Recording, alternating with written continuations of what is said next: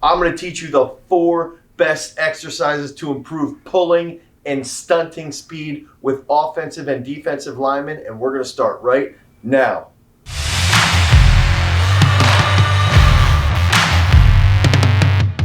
What's up, everybody? I'm Dane Miller from GarageStrength.com, and if this is your first time to the channel and you're interested in learning how to apply strength training to your competitive sport, make sure that you like, you subscribe, you ring that notification bell so that we can help you become a champion.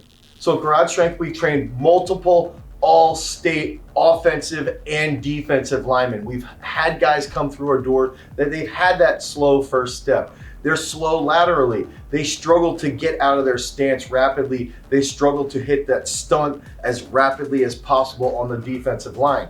And what we've done is we've troubleshooted these different athletes over time, and we've figured out what has to go into developing a good speed lateral movement with offensive and defensive linemen so that they can get out of that stance rapidly and stunt or pull as effectively as possible. So for starters, we've got to remember that the key elements behind our offensive and defensive lineman-based training is going to be, we've got to be mobile. If we've got offensive linemen with really stiff hips or defensive linemen with really stiff ankles, really stiff lower backs, they're not going to be able to get as deep off the line. So not only are they going to be in a precarious position when they're trying to move their opponent, if they're pulling or they're stunting, it's going to be from a poor position of acceleration. If they have more mobility, they're going to be able to accelerate faster. If we focus on rate of force development, RFD, rate of force development, now we've got offensive and defensive linemen that can recruit their muscles fast. And if we have offensive and defensive linemen that can recruit as quickly as possible, they're going to win the game. They're going to win the battle in the trenches. And that's a key aspect behind training our offensive and defensive linemen that have become All-State and NCAA All-Americans. Finally, that third key element is going to be developing strength. We've got to remember that there's a ton of strength regarding defensive lineman-based training and offensive lineman-based training. These are bigger guys. They've got more load to carry. They have more weight to overcome. And on top of that, when they make contact with their opponent, they've got to have a ton of strength to be able to dominate.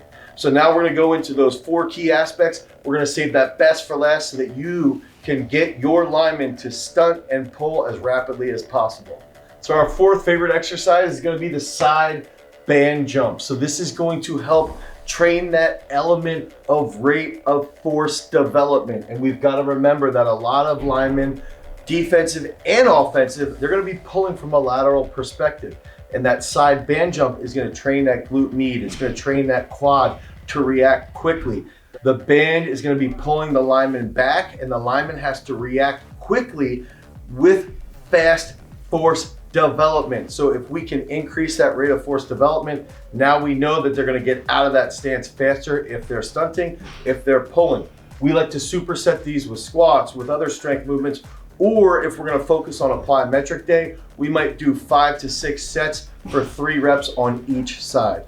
That third favorite movement is the pause back squat. Why do I like the pause back squat for linemen who are stunting or linemen who are pulling, for increasing that pulling lateral speed? It's because the pause back squat is going to increase their mobility. If we can remember back to those elements, that pause will improve their mobility. It'll improve their shin angle. It's going to improve their trunk stability. It's going to enhance that rate of force development. What we like to do is when they pause in the hole, we'll give a verbal cue to get out of the hole as quickly as possible. Now we're bringing in that rate of force development. And on top of that, the eccentric portion is going to be training that strength aspect. I recommend doing anywhere from 5 to 7 sets for 3 to 5 reps. Make sure the weight is a little bit lighter. Focus on good form, make sure they're mobile, and make sure they're recruiting rapidly.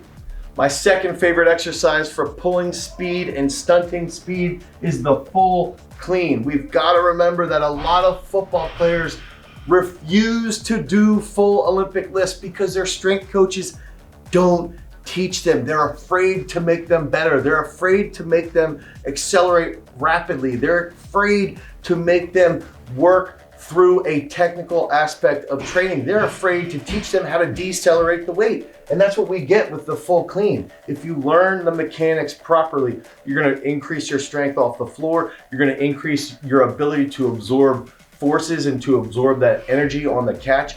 You're gonna train the aspect of improving your mobility out of the hole, and you're gonna train that aspect of increasing your rate of force development. These are all key elements behind pulling speed, and it should be taught. Strength coaches who don't wanna teach this, I'm calling you guys out. You gotta start stepping up your game, learn the technique, learn how to mobilize your athletes. This is a phenomenal movement to improve what your linemen are going to be doing in that game-based situation. I recommend doing anywhere from 4 to 7 sets for 2 to 5 reps, as long as your technique is optimal.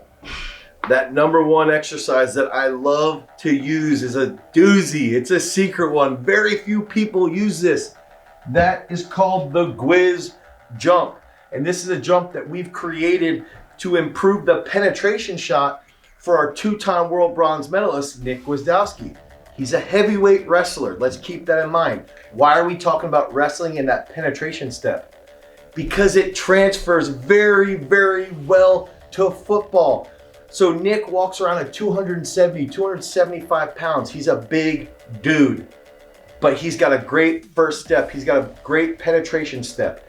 That's where the Gwiz jump comes into play. When we get our big guys, when we get our offensive linemen, when we get our defensive linemen to master the Gwiz jump, the Gwiz stair jumps, when they start to master these things, now all of a sudden their rate of force development is phenomenal. They know how to increase their strength from that deep mobile position. Their hips are low, their shin angle is steep. They know how to accelerate rapidly.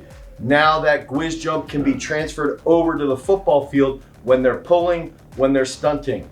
I recommend doing Gwiz jumps 1 to 2 times a week. Make sure that the athlete takes time to develop their skill behind this jump. They might have to learn how to do skater squats first, then they can do some assisted single leg jumps, and then all of a sudden, they're into the Gwiz jump and they're faster off the line and they dominate. Now, this takes time, guys. Make sure that you follow a plan accordingly. That's why we put together the How to Get Faster training program specifically for linemen. You can pick that up. It's down in the link down below in our description. If you want more information based around lineman training, click on this video right here. Until next time, guys, peace.